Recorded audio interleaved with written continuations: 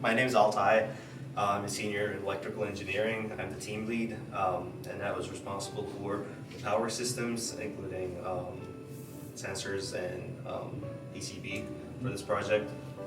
My name is Rowan. I'm a senior in computer engineering. I was responsible for the MCU programming, and also I was the purchasing person. I'm Aaliyah White. I'm computer engineering senior.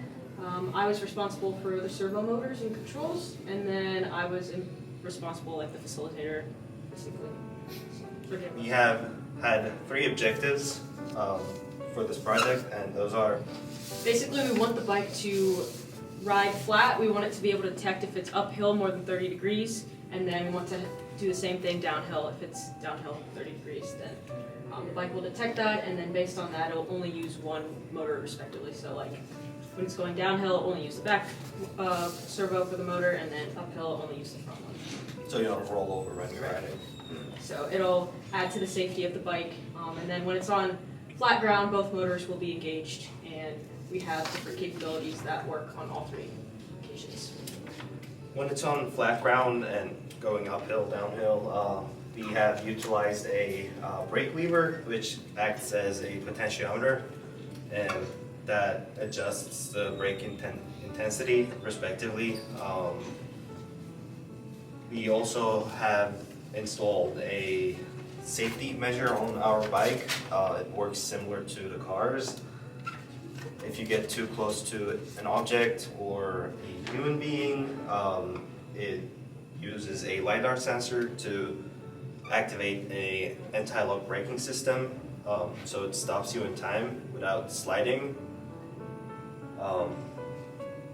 And within a certain range, beyond the anti-lock braking system activation, we've also incorporated a LED light, so for a warning the user if the object is oncoming, and then if that object is within that braking range, then the brakes will pulsate 5 times. I also want to mention on the incline-decline travel, so an incline 30 degrees or more, then the gyro will basically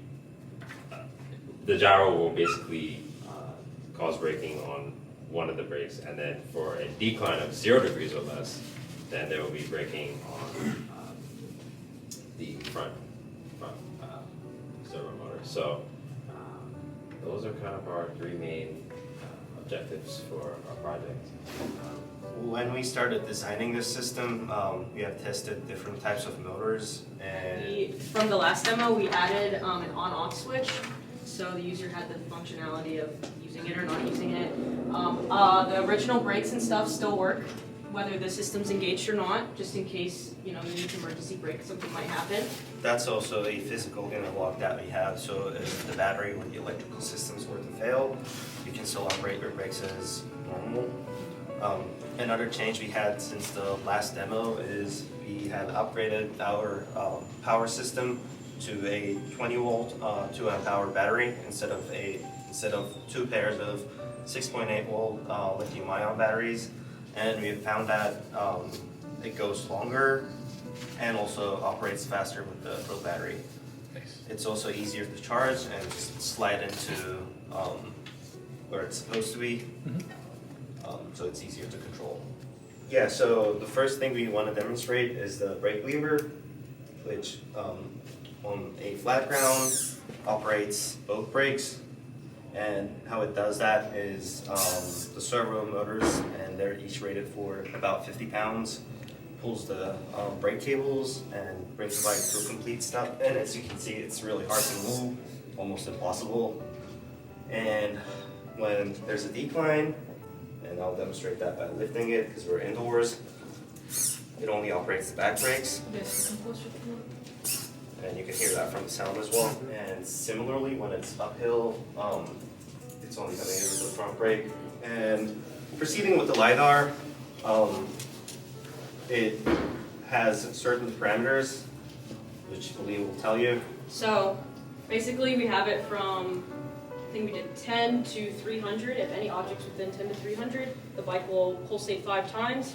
and times, and then if that object's still there, then the brakes will hold. We found that the pulsating 5 times essentially brings the bike to a stop, and then at that point, there's no more need to pulsate. We've already safely braked the bike, and we can just hold the brakes.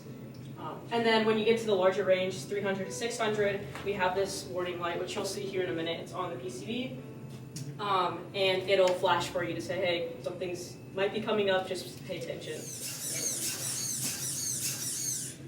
The There you holds. go. brakes hold. Right now, it's holding. And one advantage of installing a on-off switch is if it gets stuck, you just turn it off and it starts rolling back. If the user, let's say they're traveling on an incline and it detects an object, it will pulsate only one of the brakes. So it won't pulsate both brakes like it does on flat travel. And the same applies on incline travel. So And again, so you don't roll over. Yeah. See? Yep.